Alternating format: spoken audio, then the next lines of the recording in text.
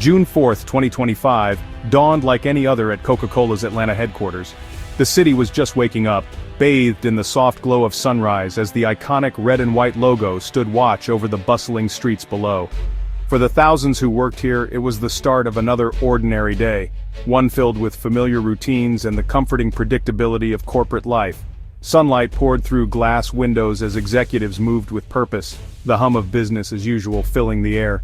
The building buzzed with energy, phones rang, footsteps echoed, and the aroma of fresh coffee drifted through the halls. Each department, from marketing to finance, was already in motion, synchronized like clockwork. Coffee brewed, emails pinged, and the company's global logistics machine ran smoothly. Screens flickered with updates from around the world, and teams checked in on shipments, sales, and supply chains. The rhythm of the morning was steady, almost reassuring. The mood was upbeat, economic news was good, and optimism was high. Laughter and casual conversations filled the open-plan spaces as colleagues shared stories and plans for the weekend. There was a sense of momentum, a belief that the company was on the right track. At the center of it all, the aluminum can, the unsung hero of Coca-Cola's empire. It was everywhere, on desks, in meeting rooms, and in the hands of employees taking a quick break. Sleek, familiar, and instantly recognizable, it was a symbol of the brand's enduring legacy. Light, recyclable, and efficient, it was the backbone of a system built for billions of servings. The can's journey, from raw material to finished product, was a marvel of modern logistics, connecting factories, warehouses, and retailers across the globe. The can symbolized reliability, a constant in a changing world. No matter what happened in the markets or the news, the can was always there, ready to deliver refreshment to millions. Tariffs on aluminum were just another line item, a manageable cost absorbed long ago. The finance team tracked every penny, but the can's place in the business was never questioned. It was a given, a foundation that seemed unshakable. No one suspected that this pillar of their business was about to be shaken. The atmosphere was calm, with everyone focused on their tasks, unaware of the storm brewing beyond their walls. The day's agenda was routine: marketing meetings, data reviews, and growth strategies. Teams brainstormed new campaigns, analyzed trends, and set ambitious goals for the months ahead. The can was never a concern, it was a given. It was as much a part of the office as the computers and conference tables, a fixture that no one thought twice about. As midday approached, the company was focused on the future, not on threats. Strategic plans were being drafted, and teams looked ahead with confidence, certain that their foundation was secure. But far from Atlanta, a decision was brewing that would upend everything. In government offices and boardrooms, new policies were being finalized, policies that would soon ripple across the globe. The people inside Coca-Cola's headquarters were about to be blindsided. In just a few hours, the ordinary would become extraordinary, and the can, once taken for granted, would become the center of a crisis no one saw coming. The news didn't come from a press release or a carefully worded statement from the White House. Instead, it arrived in the most dramatic way possible, catching everyone off guard. It came from a political rally in Pittsburgh where the energy was electric and anticipation hung in the air. President Trump, standing before a sea of supporters, made a stunning announcement. The aluminum tariff would double, from 25% to 50%, effective at midnight. The crowd erupted, but the implications were seismic. The shockwaves hit Atlanta almost instantly, spreading through social media feeds and urgent news alerts. Phones buzzed, screens flashed, and confusion set in. Disbelief quickly turned to panic as confirmation spread. This was no bluff, no political posturing. It was happening, and it was happening now. The confident hum of the morning collapsed into chaos. Conversation stopped mid-sentence, and the mood shifted from routine to crisis in a matter of minutes. The tariff was a bold political move, aimed at reviving American industry and protecting domestic jobs. It was meant to send a message to the world. But insiders knew the truth. The U.S. simply couldn't produce enough high-grade aluminum for beverage cans. The supply chain was about to be squeezed like never before. The real effect was immediate, a massive, unavoidable spike in costs for companies like Coca-Cola, who relied on imported aluminum to keep their products on shelves. There was no time to prepare, no time to adjust strategies or renegotiate contracts.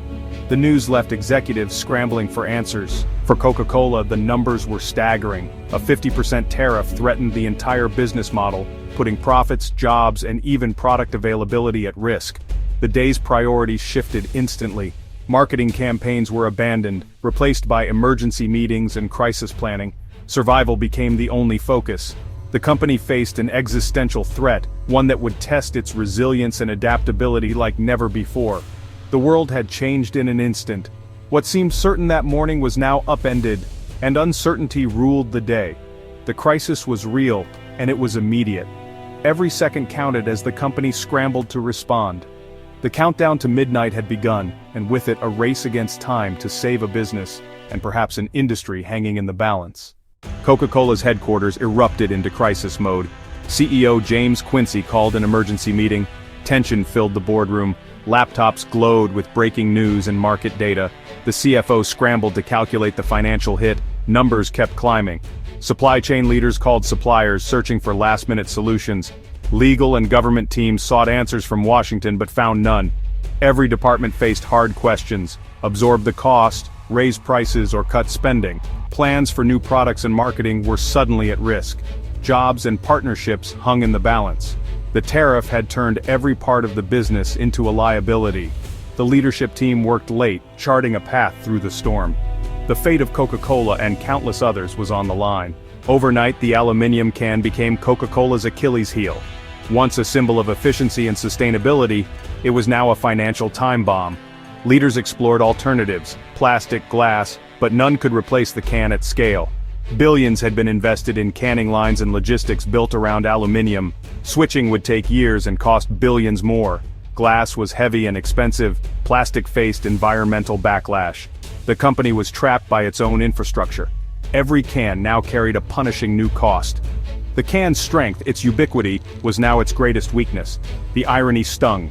The can, once a model of sustainability, was now a source of crisis. Coca-Cola's core asset had become its biggest liability. There was no quick fix, no easy way out. The can was now a conundrum with no elegant solution. The shockwave hit more than just Coca-Cola. Independent bottlers, many family-owned, faced ruin as can costs soared. Can manufacturers passed on the price hike.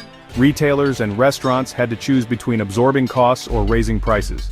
The tariff became a tax on every business that touched a can. Ultimately, consumers paid the price. A 12-pack of Coke jumped by $1, vending machine cans rose by $0.25. For many, it was a small annoyance. For low-income families, it was another squeeze. The tariff acted as a hidden, regressive tax. A political decision in one city rippled into homes and businesses nationwide.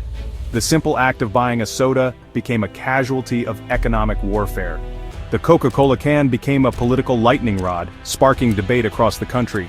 Supporters of the tariff saw higher prices as a patriotic sacrifice for American jobs and the nation's future. Opponents argued it was a misguided tax that hurt businesses and everyday consumers. Lobbyists and industry groups flooded Washington with data, arguments, and protests. Coca-Cola, usually apolitical, was suddenly forced into the heated debate. Executives scrambled to explain the complex realities of global supply chains. The company was attacked from all sides, accused of being unpatriotic or not protecting consumers. The can became a symbol for both sides. Globalism versus protectionism, a flashpoint in the culture war. Buying a Coke was now a political act in a divided nation, echoing far beyond the checkout line. In the weeks after June 4th, Coca-Cola faced a new reality. The company, once a symbol of American stability and comfort, suddenly found itself at the center of a storm it never anticipated. Headlines blared with news of shortages and price hikes, and the familiar red can became a daily reminder of how quickly things could change. Price hikes and budget cuts became unavoidable. For many families, the simple act of buying a Coke now meant making tough choices at the checkout. The rising cost of a once affordable treat forced people to reconsider their habits, and even small luxuries felt out of reach. The brand's optimism was replaced by uncertainty. Employees worried about their jobs, and conversations in break rooms turned somber. The sense of security that Coca-Cola once represented was fading, replaced by anxiety about the future. The can's identity shifted, from a symbol of unity to a flashpoint in a national debate. People argued in store aisles, questioning what the can now stood for, and whether it still belonged at the center of American life. Every price tag was a reminder of political and economic turmoil. The numbers on the shelf weren't just about soda, they told a story of policy decisions, supply chain struggles, and the ripple effects felt in every home. The crisis exposed the fragility of global supply chains. Shipments stalled, Factories slowed, and the journey from ingredient to can became a lesson in how interconnected and vulnerable the world had become. A single policy had upended a century-old system. The ripple effects reached from government offices to factory floors, and from nostalgic ads to the empty shelves of today. The Coca-Cola can became a case study in business schools, a warning about political risk. Professors and students debated what could have been done differently, and what lessons future leaders should learn from this moment. The events of June 4th changed more than the price of a drink. They altered family routines, reshaped store shelves, and left a mark on the American psyche that would not soon fade. The can now reflected America's anxieties and divisions. It became a mirror for the country's hopes and fears, a simple object now loaded with meaning far beyond its contents.